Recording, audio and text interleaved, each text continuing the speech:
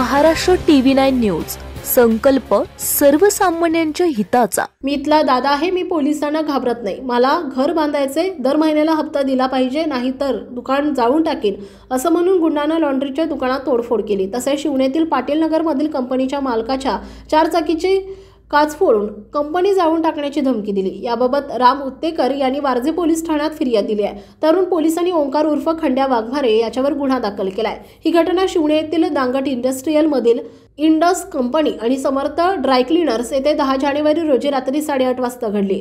याबाबत पोलिसांनी दिलेल्या माहितीनुसार फिर्यादी यांचे लॉन्ड्रीचे दुकान आहे। त्या दुकानात असताना ओंकार वाघमारे हा हातात लोखंडी रॉड घेऊन दुकानात आला। मी या भागातील दादा असून मला घर बांधायचे, त्याकरिता तू मला आत्ताच्या हप्ता 10,000 रुपये दे, तसेच दर महिन्याला 5,000 रुपये हप्ता देशील, नाहीतर मी तुझं डोकं रॉडनं फोडून टाकीन आणि तुझे दुकान जाळून टाकील अशी धमकी दिली। त्यामुळे राम उत्तेकर यांनी घाबरून थोडेफार पैसे आहेत ते देतो असं म्हणताच वाघमारे यांनी शिवेगाळ करून लाथाबुक्की आणि मारहाण करून इस्त्रीच्या टेबलची तोडफोड करून कपडे अस्ताव्यस्त फेकून देऊन आरडाओरड केला। त्यानंतर त्यानं इंडस कंपनी समोर जाऊन मी इथला दादा आहे, त्यामुळे इथल्या कंपनीतील लोकांनी मला दर महिन्याला हप्ता द्या, नाहीतर मी तुमची दुकाने जाळून टाकीन। तसेच इंडस कंपनीचे मालक हे त्यांच्या कंपनीच्या बाहेर थांबलेले असताना वाघमारे याने त्यांनाही मारहाण करून शिवीगाळ केली।